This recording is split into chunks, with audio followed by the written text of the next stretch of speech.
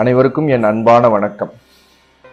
திருத்தொண்ட தொகையில் சுந்தரமூர்த்தி சுவாமிகள் பேயார்க்கும் அடியேன் அப்படின்ட்டு ரொம்ப அன்போடு அழைக்கக்கூடிய நாயன்மாரான காரைக்கால் அம்மையாரை பற்றி, அவருடைய திரு வரலாறை பற்றி தெரிஞ்சுக்கலாம் வாங்க.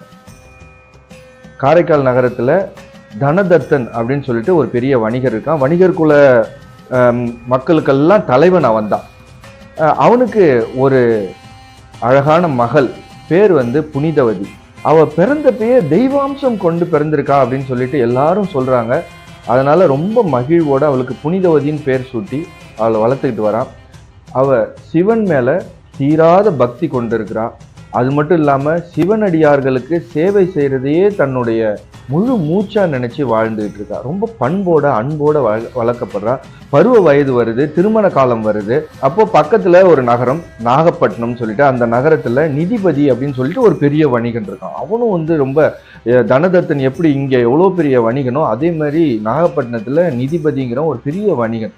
அவனுடைய மகன் பரமதத்தனுக்கு புனிதவதியை திருமணம் செஞ்சு வைக்கிறாங்க. காரைக்காலில் ரொம்ப விமரிசையா திருமணம் நடக்குது.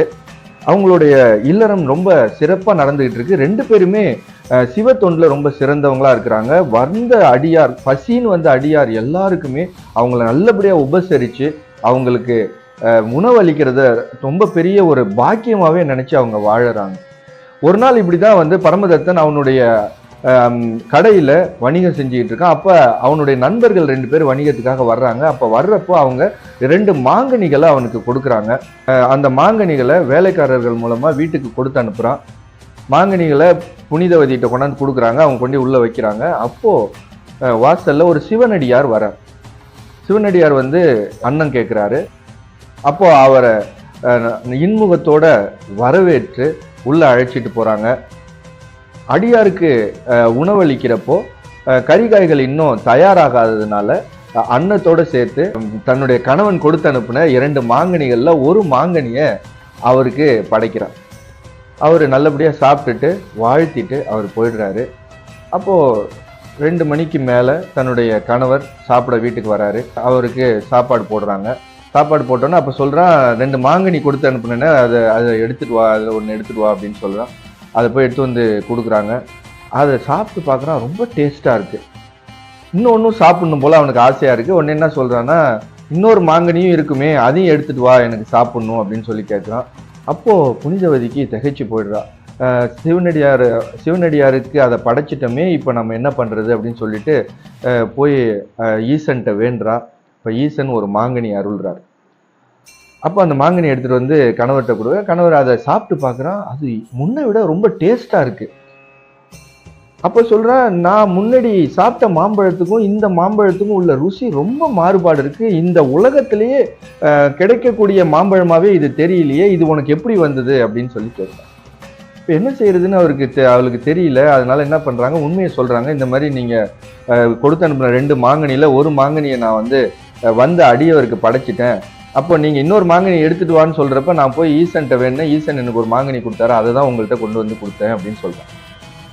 அப்போ பரமதத்தன் அதை நம்ப தயாராக இல்லை. அவனுக்கு ஏதோ இது உண்மையாக இருக்கும் போல் அவனுக்கு தோணவே இல்லை. எப்படி ஈசன் மாங்கனி கொடுப்பாரு அப்படின்னு சொல்லிட்டு, நீ சொல்கிறது உண்மையாக இருந்ததுன்னா நீ போய் இன்னொரு மாங்கனி அதை மாரி தருவிச்சு கொடு அப்படின்னு சொல்லி கேட்கலாம்.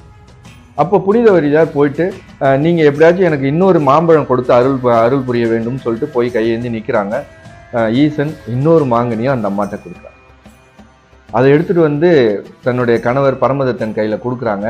கொடுத்த அடுத்த செகண்ட் அந்த கனி மாயமாக மறைஞ்சு போகுது. பரமதத்தன் இப்போ நம்புகிறான், தன்னுடைய மனைவி ஏதோ ஒரு தெய்வ பிறவி, இவ சாதாரண மானுட பிறவி இல்லை அப்படின்னு சொல்லிட்டு அவன் நம்ப ஆரம்பிக்கிறான். அவ கூட அதுக்கப்புறம் சேர்ந்து கொஞ்சி விளையாண்டு இல்லறம் நடத்துறதுக்கு அவனுக்கு மனம் ஒப்புல. இவ ஒரு தெய்வமாவே இவளை பார்க்குறான். ஈசன் அருள் பெற்ற ஒரு தெய்வமாக தான் அவளை பார்க்குறான். அப்போ அவனால் அந்த இடத்துல அவனால் வாழ முடியல. இது அவள்கிட்ட வெளிப்படுத்தினா தன்னுடைய கணவன் தன்னைய விட்டு நீங்கி போயிடுவான் அப்படின்னு நினச்சி அவள் ரொம்ப மனசு வருத்தப்படுவான்னு நினச்சிட்டு கஷ்டப்படுறான். என்ன பண்ணுறதுன்னு தெரியாமல் ஒரு ஐடியா பண்ணுறான். தன்னுடைய கப்பல் நிறைய ஜாமான்களை ஏற்றிக்கிட்டு நான் கடல் தாண்டி போய் வணிகம் செஞ்சுட்டு வரேன் அப்படின்னு சொல்லிட்டு அவன் கிளம்பி போகிறான். கிளம்பி போய் பாண்டிய நாட்டுக்கு இறங்குறான். பாண்டிய நாட்டில் இறங்கி அங்கே வணிகம் செய்கிறான். பாண்டிய நாட்டிலேயே தன்னுடைய குலத்தை சேர்ந்த ஒரு பெண்ணை திருமணம் பண்ணிக்கிட்டு வருஷங்கள் நிறைய ஆயிடுது. ஒரு பெண் குழந்தை அவங்களுக்கு பிறக்குது. அந்த பெண் குழந்தைக்கு தன்னுடைய முதல் மனைவியோட பேர் புனிதவதி, அந்த பேரை வச்சு அவன் என்னைக்குமே அந்த தன்னுடைய முதல் மனைவியை அவன் மனைவியா இப்பயும் அவன் நினைக்கல, தன்னுடைய குலதெய்வமா நினைச்சு வணங்கிட்டு வரான். இங்க காரைக்கால்ல புனிதவதியார் என்ன நினைக்கிறாங்கன்னா, தன்னுடைய கணவர் ரொம்ப தூரம் போயிட்டாரா என்னன்னு தெரியல, வேலை பளு அதிகமா என்னன்னு தெரியல, வணிகத்துல நிறைய வேலை இருக்கு போல இருக்கு, அவர் இன்னும் வரலன்னு சொல்லிட்டு வழி மேல விழி வைத்து காத்துட்டு இருக்கிறாங்க. இப்படியே காலம் உருண்டோடிட்டு இருக்கு. கொஞ்ச நாளைக்கு அப்புறம் இந்த காரைக்கால்ல இருந்து கொஞ்சம் பேர் வணிகம் செய்யறதுக்காக அந்த பாண்டிய நாட்டுக்கு போயிருக்கிறாங்க. அவங்க அங்க பரமதத்தனை பார்த்துட்டு திருப்பி வந்து தனதத்தன்ட்ட, உன்னுடைய மருமகனை நான் பாண்டி நாட்டுல பார்த்தேன் அப்படின்னு சொல்றாங்க. அப்போ தனதத்தன் நினைக்கிறான், தன்னுடைய மருமகன் இந்த ஊர்ல இருக்க பிடிக்காம தான் வந்து வேற ஊர்ல போய் வணிகம் செய்யறாரு போல இருக்கு, அதனாலதான் அவர் பாண்டி நாட்டுக்கு போயிட்டாருன்னு நினைச்சு தன்னுடைய மகளையும் அழைச்சிக்கிட்டு தன்னுடைய உறவினர்கள் எல்லாம் அழைச்சிக்கிட்டு தனதத்தன் பாண்டி நாட்டுக்கு போறான். புனிதவதியார் தன்னுடைய கணவனை பார்க்குற ஆவல்ல ஆசையா அங்க போறாங்க. ஊர் எல்லையில இருந்துகிட்டு ஒரு ஆள் மூலயமா பரமதத்தனுக்கு செய்தி அனுப்பு. அவன் அங்கேருந்து போய் செய்தி சொல்றான். இதை கேட்டோன்னு ரொம்ப திகைச்சு போயிடுறான் பரமதத்தன். இப்போ நாம இவங்களை விட்டு விலகி வேற ஒரு திருமணம் பண்ணி இங்க இருக்கோம்னு நினைச்சா அவங்க ரொம்ப வருத்தப்படுவாங்களே, சரி என்ன நடந்தாலும் பரவாயில்ல, அவங்கள்ட்ட போய் உண்மையை சொல்றதுன்னு சொல்லிட்டு நேரா தன்னுடைய மனைவியையும் தன்னுடைய மகளான புனிதவதியையும் அழைச்சிக்கிட்டு நேரா தனதத்தனும் புனிதவதியாரும் இருக்கிற இடத்துக்கு வரான். அங்க வந்து பார்த்துட்டு 3 பேரும் நெடுஞ்சான் கிடையா அம்மையே அப்படின்னு சொல்லிட்டு அவங்க காலில் விழுந்து வணங்குறாங்க. அப்போ புனிதவதியார் திகைச்சு போறாங்க. தனதத்தன் கேட்குறான், என்ன பரமதத்தா, உன்னுடைய மனைவியை உனக்கு அடையாளம் தெரியலையா அப்படின்னு கேட்குறாங்க. இது மட்டும் இல்லாமல் புனிதவதியார் பார்க்குறாங்க, இந்த பெண் யாரு, இந்த குழந்தை யாரு அப்படின்னு சொல்லிட்டு அவங்களுக்கு ஒரு டவுட்டாகவே இருக்கு. அப்போ பரமதத்தன் எல்லா கதையும் சொல்றான். எப்போ ஒரு மாங்கனியை நீங்க ஈசன்ட்டேருந்து தருவிச்சு எனக்கு கொடுத்தீங்களோ அந்த நொடியிலேருந்து உங்களை ஒரு தெய்வ பிறவியா தான் நான் பார்க்குறேன். உங்களோட கொஞ்சி குழாவி இல்லறம் நடத்த என்னால் முடியல, அதை எப்படி வெளிப்படுத்துறதுன்னு எனக்கு தெரியல, அதனால தான் வணிகம் செய்ய போறதா சொல்லிட்டு நான் பாண்டி நாட்டுக்கு வந்துட்டேன். இங்கே வந்ததுக்கு அப்புறம் இந்த பெண் நம்ம திருமணம் பண்ணிக்கிட்டேன், எங்களுக்கு இந்த பெண் குழந்தை இருக்கு, இந்த பெண் குழந்தைக்கும் உங்க பேரை தான் வச்சு நாங்கள் 3 பேருமே உங்களை தான் வந்து குலதெய்வமா நினைச்சு தினம் தினம் வணங்கிட்டு வரோம் அப்படின்னு பரமதத்தன் சொல்றான். அப்போ புனிதவதியார் நினைக்கிறாங்க, என்னுடைய இளமையும் என்னுடைய அழகும் என்னுடைய கணவனுக்காக பரமதத்தனுக்காக தான், அது அவருக்கே வேண்டான்னு அவர் என்னை ஒரு தெய்வமா பார்க்கிறப்போ எனக்கு இந்த அழகும் வனப்பும் தேவையில்லை, என்னைய பார்த்தாலே எல்லாரும் பயந்து போகும்படியான ஒரு பேய் உருவத்தை எனக்கு கொடு ஈசா, எல்லாரும் என்னை பார்த்து நீங்கும்படியான ஒரு உருவத்தை எனக்கு கொடுங்க அப்படின்னு சொல்லிட்டு விரும்பி வேண்டி கேட்குறாங்க. அந்த நிமிடமே அவங்களுடைய வனப்பெல்லாம் மறைஞ்சி தோல் சுருங்கி எலும்புகள் புடைத்து ஒரு பேய் உருவமா, ஒரு எலும்புக்கூடு உருவமா அவங்க மாறுறாங்க. கைலாயத்தை நோக்கி, இறைவனை நோக்கி நடக்க ஆரம்பிக்கிறாங்க. நம்மளுடைய மனசு எவ்வளோ வேகம் பயணிக்குமோ அதை விட வேகமா கைலாயத்தை நோக்கி பயணம் போயிட்டு இருக்காங்க. கைலாயத்துக்கு போற வழியில அற்புத திருவந்தாதியும் திரு இரட்டை மணிமாலையும் பாடுறாங்க. அதுக்கப்புறம் கைலாயத்தோட அடிவாரத்தை போய் அடைஞ்சோன்னே தன்னுடைய ஈசன், தன்னுடைய அப்பன் இருக்கக்கூடிய அந்த கைலாய மலையை காலால தீண்டக்கூடாதுன்னு சொல்லிட்டு தலையால நடந்து போக ஆரம்பிக்கிறாங்க. தலையால நடந்து போயிட்டு அந்த மலையை ஏறுறாங்க. சாதாரணமா நம்மளால காலால கூட ஏற முடியாத ஒரு கடுமையான ஒரு மலை ஏற்றம், அதை அவங்க தலையால நடந்து வைராக்கியத்தோட ஏறிட்டு இருக்காங்க. இப்படி ஒரு பேய் உருவத்தோட, ஒரு விகாரமான தோற்றத்தோட ஒரு அம்மா தலைகீழ நடந்து வர்றதை பார்த்தோன்னு உமாதேவியார் தன்னுடைய கணவரான ஈசன்ட்ட, சிவபெருமான்கிட்ட கேட்குறாங்க, ஐயனே இது என்ன கோலம், இந்த மாதிரி ஒரு விகாரமான கோலத்தோட ஒரு அம்மையார் மேல ஏறி வராங்களே, அவங்க யாரு என்னன்னு கேட்குறாங்க. அப்ப சிவபெருமான் தன்னுடைய கப்பல் நிறைய, நம்மை பேணி காக்கும் அம்மை அவங்க அப்படின்னு சொல்றான். நம்மை பேணி காக்கும் அம்மை, நம்மை பேணி காக்கும் அம்மைன்னு சொல்றார். அதாவது அந்த அம்மையார் உனக்கும் அம்மா எனக்கும் அம்மா அப்படின்னு சொல்றார். அது மட்டும் இல்லாம அந்த உருவத்தை அவங்களே வேண்டி விரும்பி என்கிட்ட வேண்டி விரும்பி அந்த உருவத்தை பெற்றாங்க.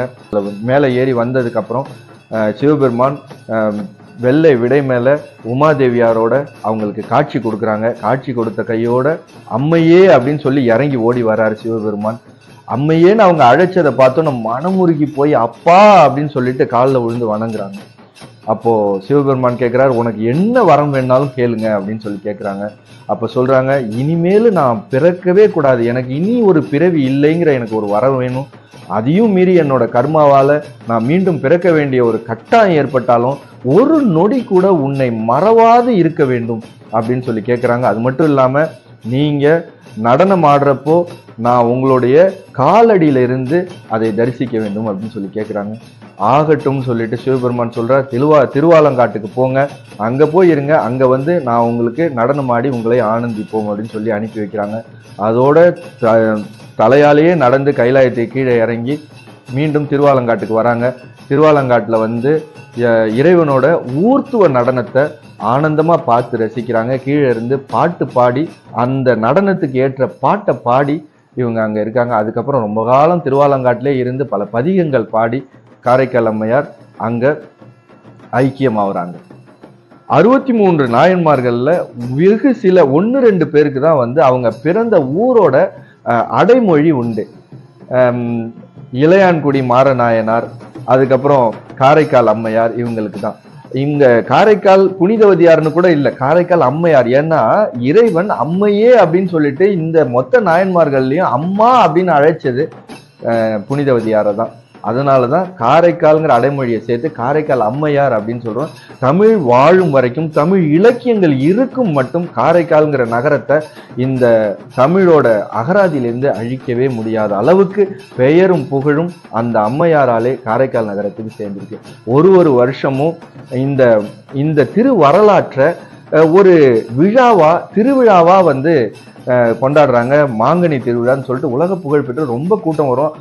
எல்லா தமிழ்நாட்டில் இருக்கிற பல ஊர்கள்ல இருந்து மக்கள் வந்து அதை தரிசிக்கிறாங்க. திருக்கல்யாணம் நடக்கும். பரமதத்தருக்கும் புனிதவதியாருக்கும் நடந்த திருமணத்தை மீண்டும் திருக்கல்யாணமா அங்க நடத்தி காட்டுவாங்க. சிவனடியாருக்கு அமுது படைத்திட்ட அந்த நிகழ்ச்சியும் அங்க வருஷம் நடந்துகிட்டு இருக்கு. அது மட்டும் இல்லாம புனிதவதியாருக்கு மாம்பழம் கொடுக்கறதுக்காக வந்த பிச்சாண்ட மூர்த்தி, அது அவருடைய ஊர்வலம் மிக பிரசித்தி பெற்றது. ரொம்ப நிறைய மக்கள் கூட்டமா இருக்கும். அந்த பிச்சாண்டவ மூர்த்தி ஊர்வலம் காரைக்கால் மாங்கனி திருவிழாவோட ஒரு ஹைலைட்டான ஒரு விஷயம். இந்த திருவிழா வருஷம் ஆனி மாசம் பௌர்ணமி அப்போ இந்த திருவிழா நடக்கும். அடுத்த ஒரு நாயன்மாரோட வரலாற்றோட மீண்டும் சந்திப்போம். அனைவருக்கும் வணக்கம். வாழ்க வளமுடன்.